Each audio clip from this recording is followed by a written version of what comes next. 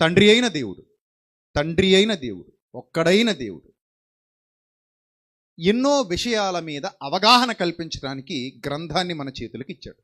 అందుకే బైబిల్ చదివేటప్పుడు ఇది ఒక చారిత్రక పుస్తకం, మనతో మాట్లాడే పుస్తకం. అందుకే బైబిల్ దేవుడిని మాట్లాడే దేవుడు అని సాధారణంగా చాలామంది పిలుస్తూ ఉంటారు. సేవకులు కూడా మాట్లాడే దేవుడు అని పరిచయం చేస్తూ ఉంటారు. మాట్లాడే దేవుడు అని ఎందుకు అనాల్సి వస్తుందంటే ఆయన వాక్యమై ఉన్నాడు, వాక్యము ద్వారా మనతో నిత్యము ఏం చేస్తూ ఉంటాడు, మాట్లాడుతుంటాడు. ఎంత గొప్పదంటే సంఘం, ఇక్కడ భౌతికమైన ఆరాధనలు ఏమి ఉండవు. నేరుగా వాక్యం లోపలికి పంపించటమే, నేరుగా దేవుని వాక్యాన్ని మీ హృదయాల్లోనికి పంపించటమే. ఆత్మతో సత్యముతో ఆరాధన అన్నాడు. అందుకే సత్యం లేకుండా ఆరాధన లేదు. సత్యం అనగా దేవుని వాక్యం, అది మీ హృదయాల్లోనికి పంపించటమే దేవుని సేవ. ఎందుకు మీ హృదయాల్లోనికి అది ఇంజెక్ట్ చేయాలి అంటే తద్వారా మీరు దేవుని యొక్క సారూప్యంలోనికి మారతారు గనుక, ఆయన సన్నిధాన వర్తనులుగా నిలబడతారు గనుక ఆ పాట మాట సత్యం మీ హృదయాలలోనికి ఇంజెక్ట్ చేయబడుతుంది. అదే సేవ అంటే. నిన్ను వలే నీ పొరుగువానిని ప్రేమించు, ఈ సత్యమును ఇతరులకు పంచు. That is your responsibility. చచ్చే వరకు ఈ బాధ్యత నువ్వు తీసుకోవాలి, చచ్చే వరకు. అందుకే నీకు తలాంతులు ఇచ్చాడు దేవుడు. ఏ తలాంతు నీకు ఇవ్వబడిందో ఆ తలాంతును చక్కగా వాడేసుకోవడమే, తలాంతుని కప్పెట్టకూడదు. నాకు ఇవ్వబడిన తలాంతులు ఏమిటో నాకు తెలుసు. సో నా తలాంతులన్నింటినీ నేను వాడుకుంటూ ఉంటాను, నేను పదును పెడుతూ ఉంటాను నా తలాంతులకి. అలాగే మీకు ఇవ్వబడిన తలాంతులు ఏవైతే ఉన్నాయో వాటిని మీరు వాడుకుంటూ ఉండాలి, పదును పెడుతూ ఉండాలి.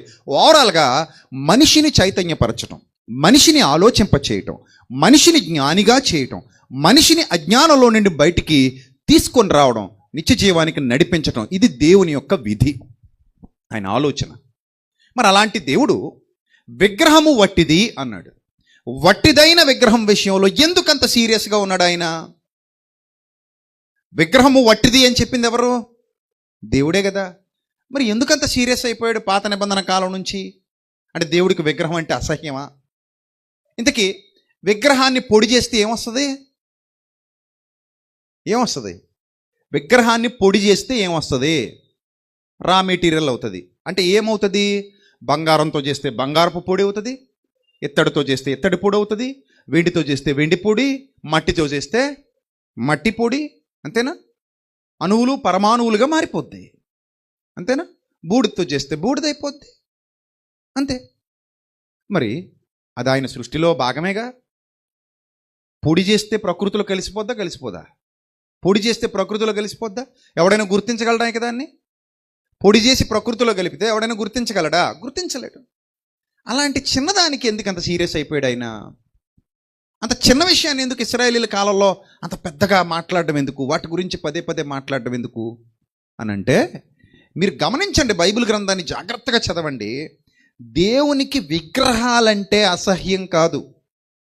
జ్ఞానైనా దేవునికి విగ్రహాలంటే అసహ్యం కాదు. ఆయనకి ఎంత మాత్రం విగ్రహం అంటే అసహ్యం కాదు. మరి దేంటి అసహ్యం? ఎందుకు? దేని మీద ఆయనకు అసహ్యం అంటే మనిషి అజ్ఞానం మీద అసహ్యం. దేని మీద అసహ్యం? మనిషి మట్టి మెదడులో ఉన్న అజ్ఞానం మీదండి అసహ్యం దేవునికి. ఇది మనిషికి అర్థం కావాలి.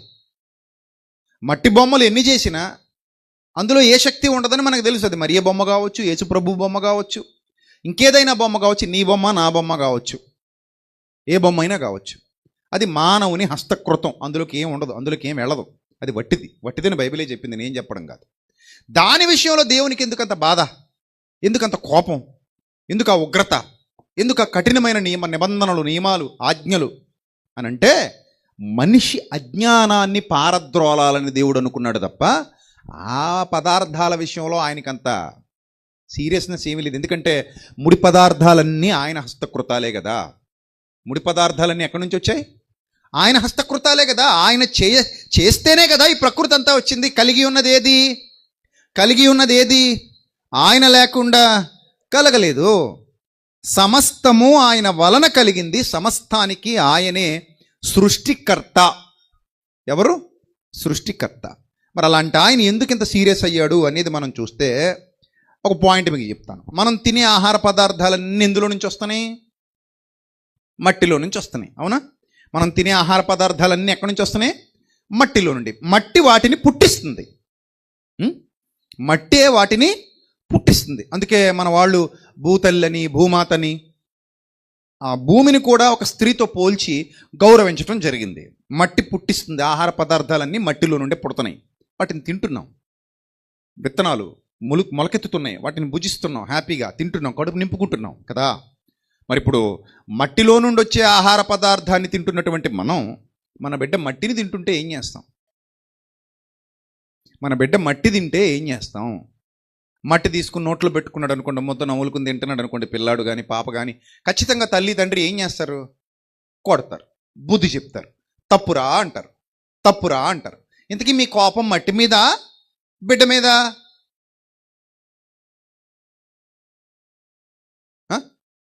మట్టి మీద, బిడ్డ మీద? మట్టి మీద కాదు కోపం. మట్టి మీద మనకేముంటుంది కోపం? అదేం చేసింది? దానికేం తెలుసు? దానికి ఏం తెలియదు. దాని మీద ఎందుకు కోప్పడాలి? తెలివైన వాడు మట్టి మీద కోప్పడతాడా, బిడ్డ మీద కోప్పడతాడా? చెప్పాలి. ఎవరి మీద కోప్పడతాడు? బిడ్డ మీద కోప్పడతాడు. మట్టి మీద కోప్పడేవాడు బుద్ధిహీనుడు. అవునా? ఇది మన జ్ఞానం. మన జ్ఞానమే ఈ రేంజ్లో ఉంటే మన తండ్రి జ్ఞానం ఏ రేంజ్లో ఉండాలి?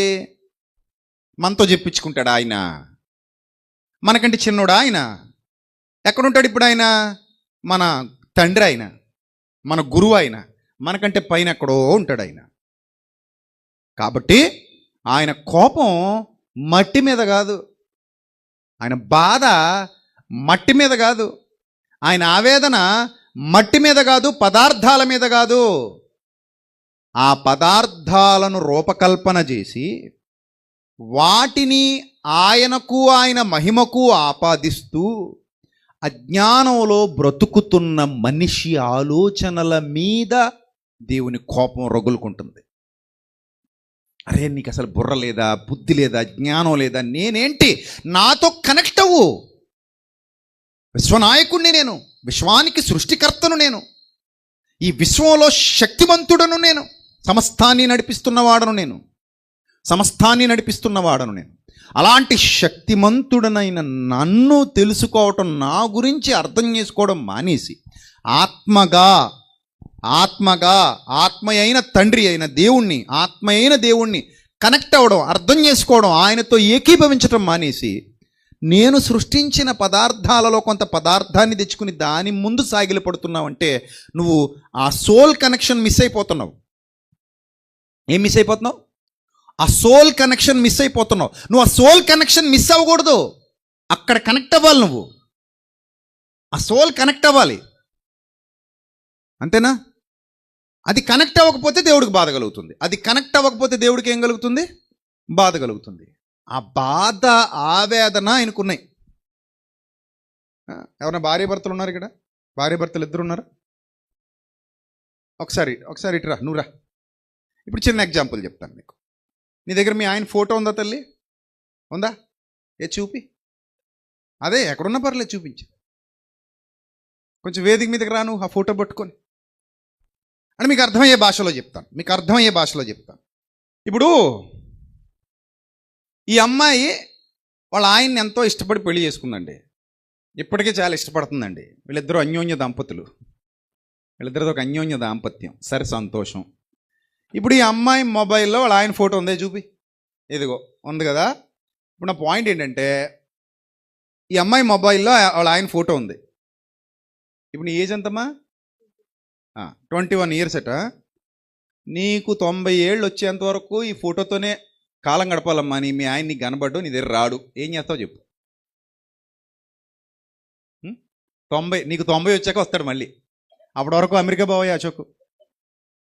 నీకు హ్యాపీ అలాగా? ఈ ఫోటో నీకు సంతోషాన్ని ఇవ్వట్లేదు. అయితే మీ ఆయన ఫోటోయే కదా. ఆమెన్నాను అందట వెళ్ళిపోయితే వద్దులే అంటే దీని అర్థం మీకు ఏమర్థమైంది? ఇప్పుడు చెప్పండి, నా పాయింట్ మీకు ఏమర్థమైంది? ఆ ఫోటో స్వయానా ఆయనది. అది వాడు కూర్చున్నాడు సిస్టమ్ దగ్గర, అశోక్ది. స్వయానా వాళ్ళ ఆయన. ఆ ఫోటోలో ఉన్నదే వాళ్ళ ఆయనకి తీసిన ఫోటోయే. అయినా కూడా ఈ ఫోటోతో నేను 90 ఏళ్ళు గడపలేను, నా వల్ల కాదు. నాకు నా భర్త దగ్గర ఉండాలి, నా భర్తతో నాకు కనెక్షన్ ఉండాలి, నా భర్తతో నేను ఓపెన్గా మాట్లాడాలి, అంతేనా? నా భర్తతో నేను కలిసి జీవించాలి, తనను హత్తుకోవాలి, తన ప్రేమను పొందుకోవాలి, తనతో కలిసి బతకాలి, తనతో కలిసి జీవించాలి. అందరికీ ఇదే ఆలోచన, అవునా కాదా? అలా చూస్తున్నారేంటి? ఏమన్నా తేడాగా ఉందా ఆలోచన? లేదు కదా. అందరికీ ఇదే ఆలోచన, అందరికీ ఇదే ఆలోచన. ఎందుకు? బాధ్యత గల భర్త ఉన్నప్పుడు, బాధ్యత గల భార్య ఉన్నప్పుడు, బాధ్యత గల పిల్లలు, బాధ్యత గల తల్లిదండ్రులు మనం అందరం కలిసి ఉండాలనుకుంటారు. వాళ్ళ మధ్య ఒక కనెక్షన్ ఉంటుంది, సోల్ కనెక్షన్. అది సోల్ కనెక్షన్. అది వాళ్ళ మనసులు ఏకమైపోతాయి, వాళ్ళ మనసులు కలిసిపోతాయి. కలిసి మెలిసి చచ్చేంత వరకు కలిసి జీవించాలనుకుంటారు. ఒకరికొకరు దూరంగా ఉండలేరు, ఒకరిని విడిచి ఒకరు బతకలేరు. ఎందుకంటే ఎప్పుడైతే వాళ్ళ మనసులు కలిసిపోయాయో వాళ్ళతో ఒక బంధం ఏర్పడిందో ఆ బంధం శాశ్వత కాలం ఉండాలి. చావైనా బ్రతుకైనా మంచైనా చెడైనా వాళ్ళతోనే పంచుకోవాలని అందరూ ఆశపడతారు. ముఖ్యంగా ఫొటోస్ అనేవి జ్ఞాపకాలకు పెట్టుకుంటాం అంతే. అది ఇప్పుడు కెమెరాలు వచ్చాయి కాబట్టి. కెమెరాలు లేకముందు అవి కూడా లేవు. కెమెరాలు లేకముందు ఉన్నాయా? ఒక 50 ఏళ్ల క్రిందట, 60 ఏళ్ల క్రిందట చాలామంది దగ్గర ఏముండేవి కాదు, ఫోటోలు ఉండేవి కాదు. మన తాత ముత్తాతలు చాలామంది ఫోటోలు మన దగ్గర లేవు. ఉన్నాయా? లేవు. మీ తాతలు, మీ ముత్తాతలు ఎవరైతే ఉన్నారో వాళ్ళ ఫోటోలు ఇప్పటికి మీ దగ్గర లేవు. కానీ వాళ్ళతో మీకు ఒక అనుబంధం ఉండేది. ఫోటోతోనే జీవితం అంతా గడపమంటే మన వల్ల అయ్యేటిది కాదు, అస్సలు అవ్వదు అది. ఇక భార్య భర్త మాట పక్కన పెడితే పిల్లల విషయానికి వద్దాం. పిల్లలు, మీ దగ్గర పిల్లల ఫోటోలు ఉన్నాయా? ఉన్నాయి. మీ అమ్మాయి కానీ మీ అబ్బాయి కానీ ఇంక జీవితంలో మీ కంటికి కనబడరు. మీరు చచ్చిపోయేంత వరకు ఫోటోతోనే గడపాలంటే ఎవరైనా యాక్సెప్ట్ చేస్తారా? నమస్కారం నాయన, రాత్రిపూట అలాంటి మాటలు మాట్లాడకు. మనం ఉండలేం, ఖచ్చితంగా ఉండలేం. మనకేం కావాలి? పిల్లలు నేరుగా మనల్ని హత్తుకోవాలి, మనల్ని ముద్దు పెట్టుకోవాలి, మనల్ని ముద్దు పెట్టుకోవాలి, కౌగిలించుకోవాలి, దగ్గర తీసుకోవాలి, బొజ్జగించాలి, ఒళ్ళో కూర్చోబెట్టాలి, కూరముద్దలు తినిపించాలి. పెద్దవాళ్ళు అయిపోయినా పర్లేదు, మన పక్కన పడుకోబెట్టుకోవాలి, మన మీద వాళ్ళు కాలేసి నిద్రపోవాలి కదా. ఇలాంటి ఆలోచన తల్లిదండ్రులకు ఉంటుంది.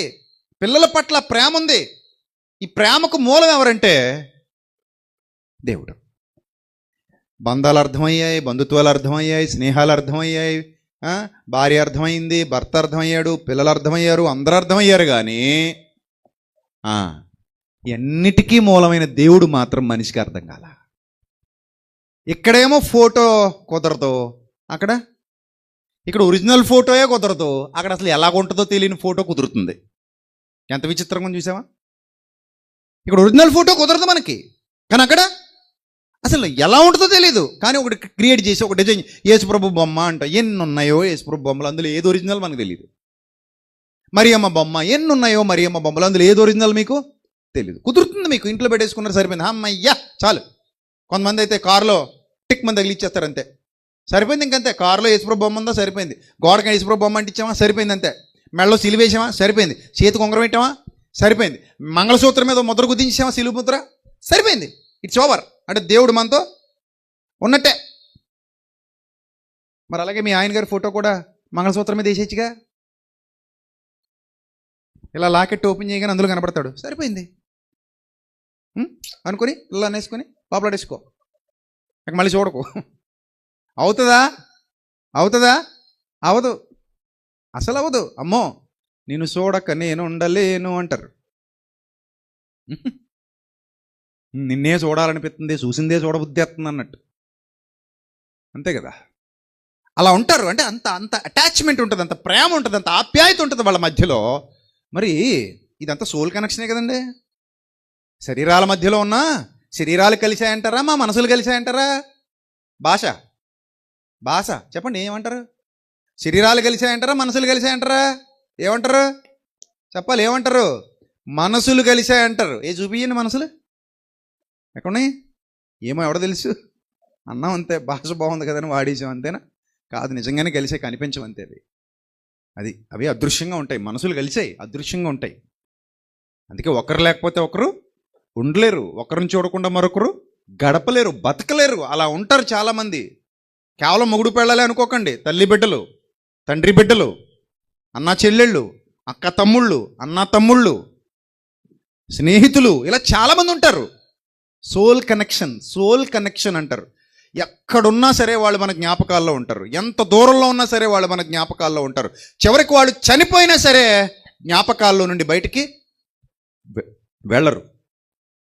అంత అటాచ్మెంట్ ఉంటుంది. మరి దీని అంతటికీ మూలం దేవుడు కదండి. దీని అంతటికీ కారణమే దేవుడు కదా. దీని అంతటికీ పునాది దేవుడు కదా. మనిషికి ఇవన్నీ నేర్పించింది ఎవరో దేవుడు కదా. మనిషికి ఇవన్నీ అర్థం చేయించింది దేవుడు కదా. మనిషికి విషయాలన్నీ బయలుపరిచింది దేవుడు కదా. దేవుడే కదా. మరి ఆయన ఏంటంటే అలా పక్కన పెట్టేసి కనెక్షన్ మెయింటైన్ చేయకుండా, ఆయనతో సోల్ కనెక్షన్ లేకుండా, ఆయనతో ఏకీభవించకుండా, ఆయనతో మనసు కలవకుండా ఎలా ఆరాధన చేస్తున్నాం, ఆయన్ని ఎలా ప్రేమిస్తున్నాం? హృదయంలోకి వస్తానన్నాడుగా, కంటికి కనబడదు హృదయం, అయినా వస్తానన్నాడుగా. అంటే సోల్ కనెక్షనే కాదు. హృదయం అనే తలుపునొద్ద నిలువబడి తడుతున్నాడు అంటే సోల్ కనెక్షనా కాదా? చెప్పండి. ఎస్, సోల్ కనెక్షనే అది. నా గుండెలో గుడి కట్టాను ప్రియ అంటాడు. ఏది గుడి చూపి, ఎక్కడుంది గుడి? ఎన్ని తలుపులు ఉన్నాయా గుడికి? ఏ పక్క నుంచి రావాలి అందులోకి? లోపల ఏసీ ఉంటుంది ఉండదా? మాకు తెలీదు, కానీ గుడి కట్టాను అంటాడు. ప్రియా, నా గుండెల్లో నీ కోసం ఏం కట్టా? గుడి కట్టా. బాత్రూమ్లు ఉంటాయనైనా లోపల ఉండవా? ఉంటే కట్టాడు, గుడి కట్టేసాడు అంతే. అంటే దాని అర్థం ఏంటి? నా హృదయంలో నువ్వు ఉన్నావు అని, నీతో నేను సోల్ కనెక్షన్ కలిగి ఉన్నానని. మరి దేవుడు ఆత్మయ్య ఉన్నాడు. ఆయనతో లేదా కనెక్షన్ మనకి? ఆయనతో ఉండాలా వద్దా చెప్పండి? కనెక్షన్ ఉండాలి. అది కోరుతున్నాడు దేవుడు, అది కోరుతున్నాడు. అందుకే మనిషి అజ్ఞానం మీద ఆయన చిరాకు పడ్డాడు. ఇశ్రాయేలీల దగ్గర నుంచి ఈ అజ్ఞానం ఏర్లై పారుతా వచ్చింది. ముందు వాళ్ళని ఐగుప్తు నుంచి తీసుకురావాలనుకున్నాడు బయటికి. ఐగుప్తు నుంచి తీసుకురావాలనుకున్నప్పుడు వాళ్ళు ఒక పిచ్చి పని చేశారు. వాళ్ళు ఒక పిచ్చి పని చేశారు. ఏంటి వాళ్ళు చేసిన పిచ్చి పని అంటే, నిర్గమకాండం 32వ అధ్యాయము 6వ వచనం చూద్దాం. నిర్గమకాండం 32వ అధ్యాయము 6వ వచనం. మరునాడు వారు ఉదయమున లేచి సమాధాన బలులు అర్పించిరి. అప్పుడు జనులు తినుటకు తాగుటకు కూర్చుండి ఆడుటకు లేచిరి. జనులు తినడానికి తాగడానికి కూర్చొని ఏం చేశారట? ఆడడానికి లేచారట. తిన్నారు, పుల్లు తిన్నారు పేగల దాకా. ఆ తర్వాత ఆడడానికి లేచారట. నెక్స్ట్, కాగా యెహోవా మోషేతో ఇట్లనెను, నీవు దిగివెళ్ళుము, ఐగుప్తు దేశము నుండి నీవు రప్పించిన నీ ప్రజలు చెడిపోయిరి. నేను వారికి నియమించిన త్రోవ నుండి త్వరగా తొలగిపోయి తమ కొరకు పోసిన దూడను చేసుకొని దానికి సాగిలపడి బలి నర్పించి, ఓయి ఇశ్రాయేలు, ఐగుప్తు దేశం నుండి నిన్ను రప్పించిన నీ దేవుడు ఇదే అని చెప్పుకునిరు. నేను జాగ్రత్తగా చూడండి. అసలు దూడ కాన్సెప్ట్ ఎలా వచ్చిందంటారు? ఎవరికైనా ఏ కాన్సెప్ట్ అయినా రావాలంటే దానికి ముందు ఏదో ఒకటి బ్రెయిన్లో పడి ఉండాలిగా. బ్రెయినే కదా మన చిప్. డేటాబేస్ మొత్తం ఎక్కడుంది? ఇక్కడ ఉంది. ఇందులో ఉన్నదే బయటకు వస్తుంది. ఒకని హృదయం నిండి ఉండి దానిని బట్టి నోరు మాట్లాడును. డేటాబేస్లో ఏది ఉందో అదే బయటకు వస్తుంది. మెమరీ కార్డులో ఏముందో అదే ఓపెన్ చేయగలం. మెమరీ కార్డులో లేని పాట బయటికి రాదు, అంతేనా? మెమరీ కార్డులో ఏదైతే ఫిల్ చేసామో అదే మనకు పాట రూపంలో వినపడుతుంది. ఇన్ ద సేమ్ సెన్స్ ఇక్కడ ఇశ్రాయేలీలు దూడ అనే కాన్సెప్ట్ మీదకి ఎందుకు వెళ్ళారు? దూడ ఎందుకు గుర్తొచ్చింది వాళ్ళకంటే, ఆల్రెడీ వాళ్ళు దూడలు ఆరాధించి వచ్చారు. ఐగుప్తులో దూడలు, ఐగుప్తులో వాళ్ళ దేవుళ్ళంతా ఏమి దూడలే. దూడలను ఆరాధించారు వాళ్ళు. మీరు స్క్రీన్ మీద చూడొచ్చు. ఐగుప్తు దూడలో వాళ్ళు ఎలాంటి దూడలను ఆరాధించేవారో ఊహా చిత్రాలు మీకు ఇప్పుడు స్క్రీన్ మీద చూపిస్తున్నాం, జాగ్రత్త చూడండి. ఆ దూడలను ఆరాధిస్తూ ఆ ఆరాధనలో కాలం గడిపేవారు. ఆ దూడల ఆరాధనలో కాలం గడిపేవారు. అర్థమైందా? సో అలాంటి ఒక దుష్ట భావజాలం ఉండేది వాళ్ళకి. ఈ దూడలను ఆరాధించటం, వాళ్ళకి ఐగుప్తు దేవతలకి తీర్పు తీర్చినప్పుడు ఆ ఐగుప్తు దేవతలందరూ ఆ దుష్ట స్వభావంతో రగిలిపోతూ ఉన్నట్టుగా చిత్రీకరించి వాటి నియమాలు నేర్చుకుని ఇదిగో ఇలాంటి అనేకమైన చిత్రాలు వాళ్ళ ఆరాధనలో భాగాలు. ఇలాంటి అనేకమైన చిత్రాలు వాళ్ళ ఆరాధనలో భాగాలు. చూడండి, ఆలోచన చేయండి ఒకసారి. ఏంటిది ఇదంతా ఎందుకు అంటే అక్కడ నేర్చుకున్నారు. దేవుడు ఐగుప్తు నుండి విడిపించగలిగాడు, కానీ వాళ్ళలో నుండి ఐగుప్తుని తీసేయలేకపోయాడు. ఐగుప్తులో నుండి వాళ్ళని బయటికి తీసుకొచ్చాడు, కానీ ఐగుప్తును వాళ్ళలో నుండి బయటికి తీసుకురాలేకపోయాడు. పాయింట్ అర్థమైందా? ఐగుప్తులో నుండి ఇశ్రాయేలీలను బయటికి తీసుకొచ్చాడు, కానీ ఇశ్రాయేలీలో నుండి ఐగుప్తును బయటికి తీసుకెళ్ళలేకపోయాడు. అందుకే వాళ్ళు చూడండి, అదిగో ఆ దూడ చిత్రపటాలు ఇంకా మీకు స్క్రీన్ మీద కనబడుతున్నాయి. ఆ దూడలు చెక్కబడినటువంటి దూడల చిత్రపటాలు మీరు చూడొచ్చు. అంటే ఇంత ఐగుప్తు కల్చర్ ఇది. ఈ ఐగుప్తు కల్చర్ ఇంకా పోలేదు. పోకుండా దేవుడు అనగానే ఎక్కడానికి పోయారు వీళ్ళు? దూడ. ఏంటి, ఈ దూడే మన్నా కురిపిస్తుందా? ఈ దూడే ఎర్ర సముద్రాన్ని 2 పాయలు చేస్తుందా? ఈ దూడే ఆకాశం నుండి మేఘస్తంభాన్ని, అగ్నిస్తంభాన్ని ఇవ్వగలదా? ఈ దూడకు అంత శక్తి ఉందా? ఈ దూడకు అంత సామర్థ్యం ఉందా? ఈ దూడ ఎలా వచ్చింది అసలు? ఇది మానవుని హస్తకృతం కదా, మానవుని చేతి పని కదా. సెన్సరీ ఆర్గాన్స్ దెబ్బతినిపోయి అనమాట వీళ్ళకి. సెన్స్ పనిచేయట్లేదు, సరిగా వర్క్ చేయట్లేదు, తలకాయ సరిగా వర్క్ చేయక అజ్ఞానంలో పడిపోయారు. ఐగుప్తులో నుండి బయటకు వచ్చారు కానీ వాళ్ళలో నుండి ఐగుప్తు బయటకి ఇంకా పోలేదు. అది విచిత్రం పాయింట్. అది ఐగుప్తులో నుండి వాళ్ళు వచ్చేసారు కానీ వాళ్ళలో నుండి ఐగుప్తు ఇంకా బయటికి పోలేదు. వాళ్ళలో ఐగుప్తు మిళితమైపోయింది, వాళ్ళలో ఐగుప్తు ఏకమైపోయింది, ఐగుప్తులో వాళ్ళు ఏకమైపోయారు. ఆ ఐగుప్తు ఆచారాలు, ఆ ఐగుప్తు అజ్ఞానం, ఆ ఐగుప్తు పిచ్చితనం వాళ్ళలో ఉంది కాబట్టి అహరోను దగ్గరకు వచ్చి అన్నారట, బాబు మాకు దూడం చేసేయి. ఏం చేసేయి? మాకు దూడం చేసేయి.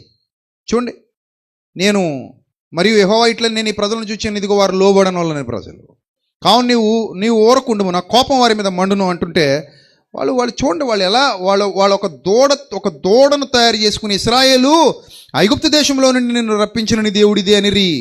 అహరోను అది చూచి దాని ఎదుట ఒక బలిపీఠము కట్టించెను. మరియు అహరోను రేపు యెహోవాకు పండుగ జరుగునని చాటింపగా, 6వ వచనం, మరియు అహరోను రేపు యెహోవాకు పండుగ జరుగునని చాటింపగా మరునాడు వారు ఉదయమున లేచి దహన బలులు, సమాధాన బలులు అర్పించిరి. అప్పుడు తినుటకు తాగుటకు కూర్చుండి ఆడుటకు లేచిరి. ఇది విషయం.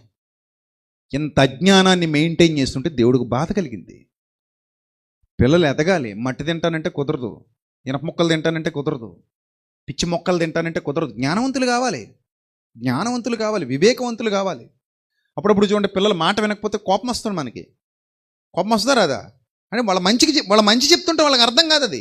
అరే నీ మంచికే కదరా చెప్తున్నాను నేను అంటాడు తండ్రి, నీ మంచికే కదరా చెప్తున్నాను అంటే తల్లి. కానీ వాడు అర్థం చేసుకోడు, చిన్నపిల్లాడు కదా, చిన్నపిల్ల కదా, అర్థం చేసుకోరు. తల్లిదండ్రులకే కోపం వచ్చి ఒకటి వేస్తుంటారు, క్రమశిక్షణలో పెట్టాలని చూస్తుంటారు, బుద్ధి చెప్పాలని చూస్తుంటారు. మరి ఇప్పుడు దేవుడు ఏం చేయాలి? ఇంత నేర్పించి, ఇంత చూపించి, ఎర్ర సముద్రం 2 పాయలైంది, దూడ చేయగలదా? చేయలేదు. ఐగుప్తులో ఎన్ని అద్భుతాలు జరిగాయి, ఐగుప్తులో ఎన్ని సూచక్రియలు జరిగాయి, ఇవన్నీ దూడ చేయగలదా? చేయలేదు. వాళ్ళకి బుర్ర పని చేయట్లేదు, వాళ్ళకి తలకాయ పని చేయట్లేదు. మీరు ఆలోచించండి. అందుకే నా జనులు ఎందుకు చెడిపోతున్నారు? జ్ఞానము లేకయే నా జనులు నశించిపోతున్నారు అన్నాడు. జ్ఞానము లేకయే నా జనులు ఏమైపోతున్నారు? నశించిపోతున్నారు. జ్ఞానం ఉంటే నా జనులు ఏమవరు? నశించరు. జ్ఞానం లేదు వీళ్ళకి. జ్ఞానం ఉంటే ఇలాంటి పనులు ఎందుకు చేస్తారు? జ్ఞానం ఉంటే ఇలా అజ్ఞానంలో ఎందుకు పడిపోతారు? జ్ఞానం ఉంటే ఇలా మూర్ఖత్వాలు ఎందుకు పడిపోతారు? ఇంత చెబుతున్నా కూడా వీళ్ళకి ఎందుకు అర్థం కావట్లేదు? ఇంత చెబుతున్నా కూడా వీళ్ళు ఎందుకు కళ్ళు తెరుచుకోలేకపోతున్నారు? నాకు ఇది కాదు కావాల్సింది, ఇది కాదురా నాయన మీ దగ్గర నుంచి నేను కోరుకుంటుంది. మీరు నాతో సోల్ కనెక్షన్ మెయింటైన్ చేయాలి. Soul connection. దూరంగా ఉన్నా సరే నీ మనసు నా మనసు ఏమై ఉండాలి? ఏకమై ఉండాలి. నా మంచి నువ్వు, నీ మంచి నేను కోరుకుంటూ ఏకమై ఉన్నామంటే నువ్వు ఎక్కడున్నా నేను ఎక్కడున్నా మన ఇద్దరం ఒకటే, కలిసి ఉన్నామని అర్థం. అలాగే దేవునితో నువ్వు కలిసి ఉండాలి.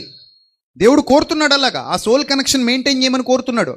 ఆయనను ఆరాధించేవారు ఆత్మతో సత్యముతో ఆరాధింపవలనని తండ్రి ఏం చేస్తున్నాడట? కోరుచున్నాడు. ఆయన అట్టివారే కావాలని కోరుతున్నాడట. అట్టివారే కావాలి. వీళ్ళు దూడం చేశారు. కొరింథీయులకు రాసిన మొదటి పత్రిక 10వ అధ్యాయం మొదటి నుంచి చూడండి, అదే విషయాన్ని చెప్తాడు. కొరింథీయులకు రాసిన మొదటి పత్రిక 10వ అధ్యాయం, కొరింథీయులకు రాసిన మొదటి పత్రిక 10వ అధ్యాయము మొదటి వచనం. సహోదరులారా, ఈ సంగతులు మీకు తెలియకుండా నాకు ఇష్టం లేదు. అదేదనగా మన పితరులందరూ మేఘము క్రింద ఉన్నారు, వారందరూ సముద్రంలో నడిచిపోయారు,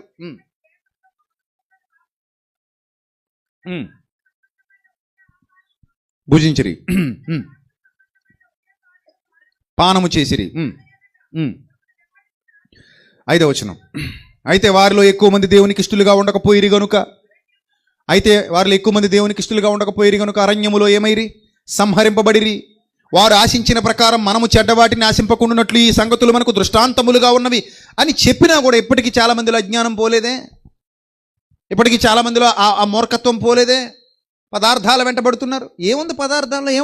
ఏముండదు పదార్థాల్లో. అంతా ఎక్కడుంటుంది చెప్పండి? అంతా ఎక్కడుంటుంది? మన మనస్సులోనే ఉంటుంది. పదార్థాలలో ఏముంటుంది చెప్పండి? ఏముండదు. మన మనస్సులో ఉంది సమస్త కల్మషం. మన మనస్సులో పెట్టుకున్నాం కల్మషాన్ని అంతటిని. దేవుడు కోపం కూడా పదార్థం మీద కాదు, మన మీద, మన అజ్ఞానం మీద. దేవుడు పదార్థాలకు తీర్పు తీర్చాడు, మనకి తీర్పు తీరుస్తాడు. గుర్తుపెట్టుకోండి, పదార్థాలకు కదా ఆయన తీర్పు తీర్చేది, మనకి తీర్పు తీరుస్తాడు. పదార్థాలను కదా నరకానికి పంపించేది, మనల్ని. అందుకే చూడండి, దృష్టాంతాలుగా ఉన్న జనులు తినుటకు తాగుటకు కూర్చుండి ఆడుటకు లేచిరని వ్రాయబడినట్లు వారిలో కొందరి వలె మీరు విగ్రహారాధకులై ఉండకుడి అన్నాడు. ఉండకుడి, ఆరాధన అన్నాడు అక్కడ చూడండి. విగ్రహ ఆరాధన అన్నాడు. ఆరాధన అంటే అజ్ఞానంలో ఉండొద్దు అన్నాడు. మరియ బొమ్మ పెట్టుకుని, యేసు ప్రభు బొమ్మ పెట్టుకుని, ఇంకేదో బొమ్మ పెట్టుకుని బొమ్మల మీద ఎందుకు అంత దృష్టి సారిస్తున్నారు? బొమ్మలు ఎందుకు పట్టించుకుంటున్నారు మీరు? అది ఆయన బాధ అంతే. బొమ్మల మీద ఆయన కోపం కాదు. మళ్ళీ చెప్తున్నా, బొమ్మల మీద ఆయన కోపం లేదు. అసలు మనకే లేదు, నాకు లేదు, మీకు లేదు, ఎవరికీ లేదు. దాని మీద అసలు ఏమి ఉండదు. అది వట్టిదే. కానీ ఆయన కోపం అంతా దేని మీద? మనిషి అజ్ఞానం మీద. నా పాయింట్ అర్థమవుతుందా? నేర్చుకోండి రాత్రి, చాలా విలువైన పాయింట్ ఇది. బొమ్మల మీద ఆయన కోపం లేదు, ఎందుకంటే బొమ్మల్లో ఏమీ లేదు. ఆయన కోపం అంతా, ఆయన బాధ అంతా మనిషి అజ్ఞానం మీద. అరే ఎంత అజ్ఞానం, టన్నుల కొద్ది అజ్ఞానం లోపల పెట్టుకున్నావా నువ్వు? అందుకే కదా మీకు రియల్ ఎగ్జాంపుల్ చూపించా. రియల్ ఎగ్జాంపుల్ అది. ఫోటోతో కాలం గడపలేము, డైరెక్ట్ పర్సన్ ఉండాల్సిందే, రైట్? అలాగే దేవుడితో కూడా నువ్వు మమేకమైపోవాలి, ఆయనతో ఏకమైపోవాలి. నీ హృదయం తలుపు తెరిస్తే లోపలికి వస్తాను, నాతో నీవు, నీతో నేను ఏకమై ఉండాలి. మన ఇరువురుము ఏమై ఉండాలన్నాడు? ఏకమై ఉండాలి. తండ్రి, నేను నీవు ఏకమై ఉన్నలాగున వారును మనతో ఏకమై ఉన్నట్టు ఏకమై ఉండులాగునంటాడు ఆయన. కలిసి ఉండాలి, అది దేవుడి కోరిక. నేర్చుకోవాలి ఈరోజు క్రైస్తవ సమాజం ఈ విషయాన్ని. కానీ ఇంత దాకా వచ్చాక కూడా ఇంకా అజ్ఞానంలో బ్రతికితేట, ఇంకా అజ్ఞానంలో జీవిస్తే ఎలా? జ్ఞానం కావాలి. చూడండి కింద, మరియు వారి వలె మనము వ్యభిచరింపక యుందుము. వారిలో కొందరు వ్యభిచరించినందున ఒక్క దినమునే 23,000 మంది కూలిరి. మనం ప్రభువును శోధింపక యుందుము. వారిలో కొందరు శోధించి సర్పముల వలన నశించిరి. మీరు సనుగకుడి. వారిలో కొందరు సనిగి సంహారకుని చేత నశించిరి. ఈ సంగతులు దృష్టాంతములుగా వారికి సంభవించి యుగాంతమందున్న మనకు బుద్ధి కలుగుటకై వ్రాయబడిను. తాను నిలుచున్నానని తలంచుకునేవాడు పడకుండానట్లు జాగ్రత్తగా చూచుకొనవలెను. అర్థమైందా? సో ఆ సెన్స్, ఆ ఆలోచన మీకు వస్తే, అమ్మో నిజమే కదా, ఇక్కడ ఏం చెప్తున్నాడు? తాను నిలుచున్నానని తలుచుకుని వాడు పడిపోకుండానట్లు ఎలా చూసుకోవాలట? జాగ్రత్త బిడ్డా అన్నాడు, జాగ్రత్తగా చూసుకో. నెక్స్ట్, దేవుడు ఎంత ప్రేమ గలవాడంటే 14వ వచనంలో అంటాడు, ఆరాధనకు దూరంగా పారిపోండి అంటాడు. దేనికి? విగ్రహ ఆరాధనకు దూరంగా పారిపోండి. అజ్ఞానం అది. ప్రతిమలను మొక్కటం అజ్ఞానం కదా. అందులో యేసుప్రభు బొమ్మలో ఏమీ లేదు, మరియమ్మ బొమ్మలో ఏమీ లేదు. సో దానికి దూరంగా జరగండి, ఎందుకు? వేస్ట్ అది అంటాడు. పదార్థాలకు కాదు, సోల్ కనెక్షన్ డైరెక్ట్ పెట్టుకోండి. సోల్ కనెక్షన్ ఎలా పెట్టుకోండి? దేవుడితో డైరెక్ట్ పెట్టుకోండి. ఆయన నీ హృదయాధిపతి కావాలి, నీ హృదయంలోనికి వచ్చేయాలి, నీ హృదయంలో ఆయన కొలువై ఉండాలి. నువ్వు ఆయన ఏకమైపోవాలి. సంగమా, నువ్వు ఆయన ఏమైపోవాలి? ఏకమైపోవాలి. అలా మారాలి, అది దేవుని కోరిక. అలా నువ్వు మారాలన్నది దేవుని కోరిక. దేవుడే దగ్గరుండే బొమ్మను చేయించాడండి, తెలుసా మీకు? దేవుడే దగ్గరుండి ఒక విగ్రహాన్ని చేయించాడు, తెలుసా మీకు? ఎంతమంది తెలుసు? సేవకులు తప్ప ఎంతమంది తెలుసు? Yes, you are right. ఇత్తడి సర్పం, అది కూడా ప్రతిమే, అది కూడా బొమ్మే, అది కూడా విగ్రహమే. తర్వాత అదొక పెద్ద సెలబ్రిటీ బొమ్మ అయిపోయింది. ఆరాధనకు పాత్రురాలైన బొమ్మగా మార్చిపడేసారు దాన్ని. అదిగో మీ స్క్రీన్ మీద చూస్తున్నారు. దాని పేరే నెహుష్టాను అని పేరు పెట్టారట. ఏమని పెట్టారట దానికి పేరు? నెహుష్టాన్ అని పేరు పెట్టి ఆరాధించడం మొదలుపెట్టారట దీన్ని. అసలు దీని పుట్టుపూర్వోత్తరాలు ఏంటి, దీని చరిత్ర ఏంటి? నేను కొండ మీదకి వెళ్ళినప్పుడు, ఇజ్రాయెల్ వెళ్ళినప్పుడు, అక్కడ నేను కూడా చూసాను. మనోళ్ళు కూడా కొంతమంది తెలుగు వాళ్ళు వచ్చి దాని ముందు పొరుల దండాలు ఎట్టేస్తున్నారు. అప్పుడు నేను అన్నాను, అరే నాయన మరి తెక్కోళ్ళారా లేవండి, దానికి కాదు పెట్టాల్సింది మీరు అన్నాను. నిజం, నాతో పాటు వచ్చారు కొంతమంది అప్పుడు ఇజ్రాయెల్ యాత్రకి. అప్పుడు వచ్చినప్పుడు అదిగో దాని ముందే నిలబడి పెట్టేస్తున్నారు. మా విశ్వాసం అది అంటుంది ఒక ఆవిడ. ఇంకా నయ్యం, కొండ మీద తోసేత్తనం లేదు. నా విశ్వాసం నీ విశ్వాసం ఒకటి కాదేటి, అంతేనా? ఇప్పుడు నువ్వేమన్నా వేరే మతానికి చెందినోడు అయితే నీ విశ్వాసం నీదని చెప్పు. మరి నువ్వు నేను ఒకే విశ్వాసంలో ఉన్నాం, అదేంటది? క్రైస్తవ్యం ఒకటే కదా. ఎవడ విశ్వాసం ఆడిదని ఇక్కడ అనకూడదు, అక్కడ అనాలి. ఇంకా వేరే ఇతర అన్య విశ్వాసాలు అనుకో, వాళ్ళు అనొచ్చు, వాళ్ళతో నువ్వు అనొచ్చు. నీ విశ్వాసం ఇది, నా విశ్వాసం అదని ఎవరితో అనొచ్చు? ఎవరితో అనొచ్చు? ఇతర విశ్వాసాలకు చెందిన వాళ్ళతో అనొచ్చు, కానీ మనలో మనం అనుకోకూడదు. క్రైస్తవులు కూర్చొని నీ విశ్వాసం ఇది బ్రదర్, నా విశ్వాసం నాది సిస్టర్ అనకూడదు. మనందరిది ఒకటే విశ్వాసం. ఎవడదాడి పనిచేసుకుని పోలేదు ఇక్కడ, అక్కడను ఇక్కడ అనకూడదు. ఇక్కడ ఒకటే దేవుడు. నీ దేవుడు నీకు గొప్ప, నా దేవుడు నాకు గొప్ప అని అక్కడంటే బాగుంటుంది. ఇక్కడ అనకూడదు. ఇక్కడ ఒకడే దేవుడు నీకు నాకు. ఇక్కడ నీకో దేవుడు నాకో దేవుడు లేడు. ఇక్కడ ఒకడే దేవుడు. అక్కడ వేరే దేవుడిని నమ్ముతున్నారు కాబట్టి వాళ్ళు నమ్ముతారు. వాళ్ళు వెంటనే నువ్వు చెప్పగానే నీ దగ్గరకు వచ్చారు, వాళ్ళు చెప్పగానే నువ్వు వెళ్ళిపోవు. ఎవరి విశ్వాసం వాళ్ళు కంటిన్యూ చేస్తుంటారు, ఎవరి విశ్వాసం వాళ్ళు మెయింటైన్ చేస్తుంటారు, ఎవరి దేవుళ్ళని వాళ్ళు ఆరాధించుకుంటూ ఉంటారు. ఇది గ్రౌండ్ రియాలిటీ. ఈ గ్రౌండ్ రియాలిటీ అర్థం చేసుకున్నవాడు నీ విశ్వాసం ఇది, నా విశ్వాసం నాది అక్కడ అంటారు తప్ప ఇక్కడ అండు. కానీ ఇక్కడ అంటుంది ఒక ఆవిడ, ఇక్కడ అనకూడదు. అర్థమైందా? ఇక్కడ అందరి విశ్వాసం ఒక్కటే, విశ్వాసము ఒకటే. ఇక్కడ ఒకటే బాప్తిస్మం, ఒకటే విశ్వాసం, ఒకటే ప్రభువు, ఒకటే ఆత్మ. అయితే ఈ నెహుష్తాన్ అనే ఒక బొమ్మ సంఖ్యాకాండం 21వ అధ్యాయం 4 నుంచి 9 వచనాలు చూస్తే అసలు ఏ కాన్సెప్ట్లో ఈ బొమ్మ తయారు చేయబడింది? సంఖ్యాకాండం 21వ అధ్యాయం 4 నుంచి 9 వచనాలు. సంఖ్యాకాండం 21వ అధ్యాయం 4 నుంచి చూద్దాం. వారు ఎదోము దేశం చుట్టిపోవాలని హోరు కొండ నుండి ఎర్ర సముద్ర మార్గంగా సాగినప్పుడు మార్గయాసం చేత జనుల ప్రాణం సమస్యలింది. కాగా ప్రజలు దేవునికి మోషేకు విరోధంగా మాట్లాడి అరణ్యంలో చావడానికి ఐగుప్తులను మమ్మల్ని ఎందుకు రప్పించితే ఇక్కడ ఆహారం లేదు, నీళ్లు లేవు, విచారాలు లేని అన్నం మాకెందుకని అసహ్యమైందన్నారు. తాపకరమైన సర్పాలను పంపెను. అవి ప్రజలను కరువగా ఇశ్రాయేలీయులు అనేకులు ఏమయ్యారు? చచ్చిపోయారు.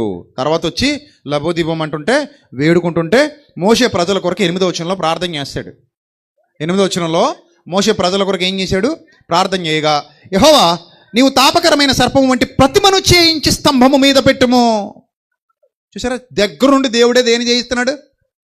దేవుడు దగ్గరుండి దేని చేయిస్తున్నాడు? ఒక ప్రతిమను చేయిస్తున్నాడు. పాయింట్ అర్థమైందా? దేవుడే చేయించడం ఏంటండి బాబు? ఇప్పటి వరకు మనకి ఏం తెలుసు అంటే ప్రతిమ ఎవడు చేశాడని చదువుకున్నాం రోమపత్రికలో కానివ్వండి. మనుషుల యొక్క, జంతువుల యొక్క, పురుగుల యొక్క, పక్షుల యొక్క ప్రతిమా స్వరూపముగా మార్చిరి. రోమా 1:21 అనుకుంటా. 20 పత్రిక 1వ అధ్యాయము 22, 23.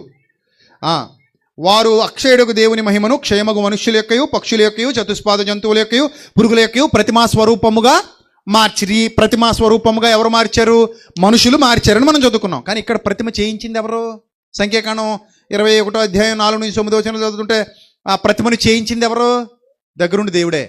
కానీ ఇక్కడ తేడా ఏంటంటే ఆయన చేయించిన ప్రతిమకి వీళ్ళు చేసిన ప్రతిమకి తేడా ఏంటంటే ఆయన కేవలం ఒక సింబాలిక్ ప్రతిమను చేయించాడు. దాన్ని యేసు ప్రభు వారికి సాదృశ్యంగా పెట్టాడు. ఆ యేసు ప్రభు వారికి సాదృశ్యం అని నేర్పించడానికి పెట్టాడు తప్ప దానికి మహిమను ఆపాదించి దాన్ని ఆరాధించమని చెప్పలేదు. దాని వైపు నిదానించి చూడండి. ఇది ఛాయ. నిజ స్వరూపం ఎక్కడుంది? క్రీస్తులో ఉంది. అది యోహాను సువార్త 3వ అధ్యాయం 13, 14 వచనాల్లో బయలుపరిచాడు.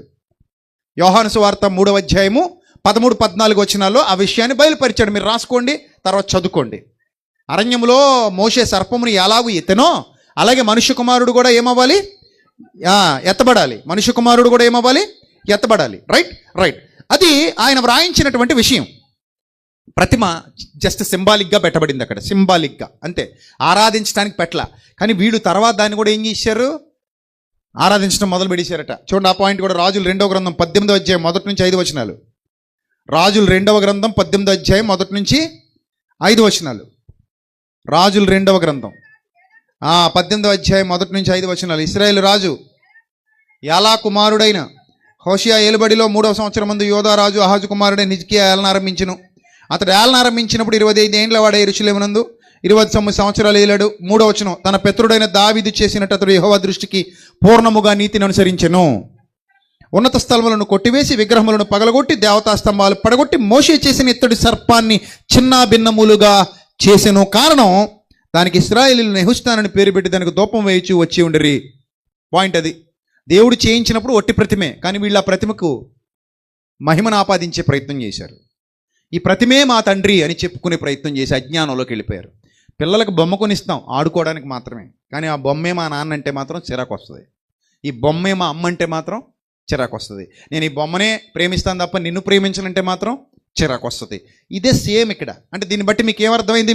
మీ కోపం, దేవుడి కోపం బొమ్మ మీద మనిషి మీద? చెప్పాలి, అందరూ చెప్పాలి.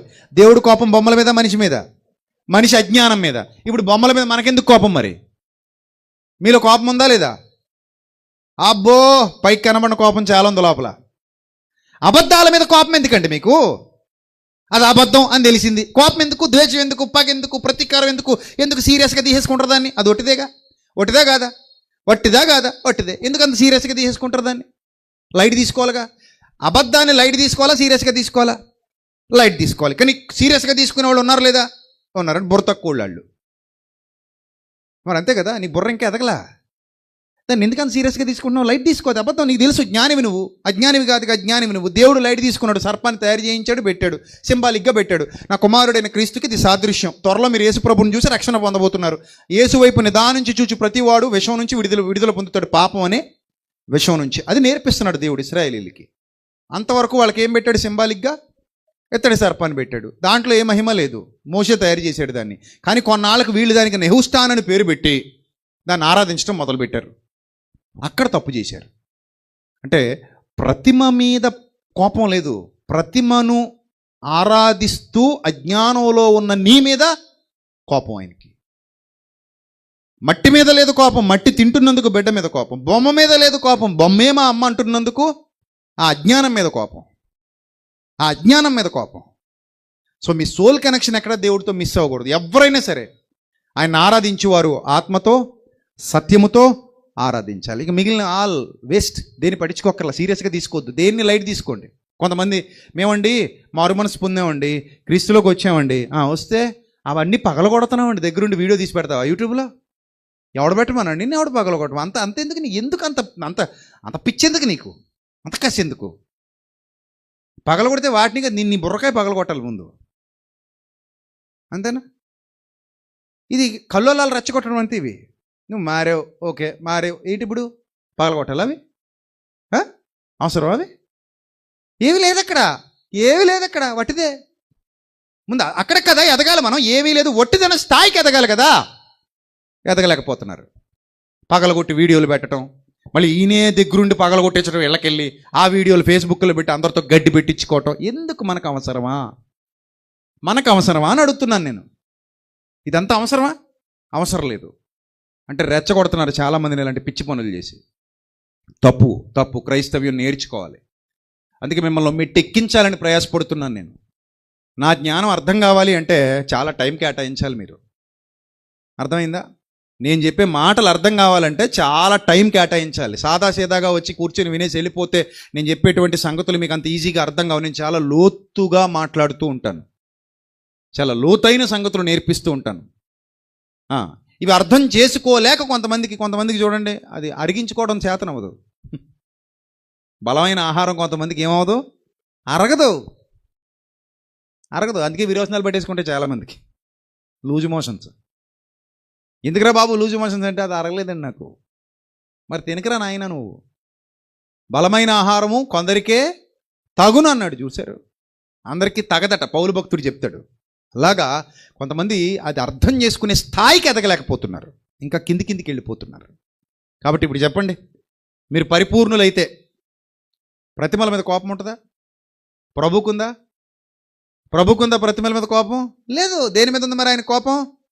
మనిషిలో ఉన్న అజ్ఞానం మీద ఉంది, మనిషిలో ఉన్న చీకటి మీద ఉంది. అది పోతే చాలు, ఇంక మిగిలిందంతా మనకు అవసరం లేదు, వేస్ట్. అది ఏమీ లేదు అక్కడ. ఏమీ లేనప్పుడు పట్టించుకోవద్దు. మనిషి అజ్ఞానం మీదే దేవుని యొక్క దండయాత్ర, వాక్యం అనే ఖడ్గంతో. అది పోవాలి. మీ హృదయాలు సంస్కరింపబడాలి, మీ హృదయాలలో దేవుని జ్ఞానం వెలివిరియాలి, మీరు బాగుపడాలి, చైతన్యవంతులు కావాలి, వివేకవంతులు కావాలి, దేవుని యందు భయభక్తులు నిలిపి పడిపోకుండా జాగ్రత్తగా మిమ్మల్ని మీరు కాపాడుకోవాలంటే ధన్యత దేవుడు మీకు మీ కుటుంబాలకు సమృద్ధిగా అనుగ్రహించునుగాక. ఆమేన్.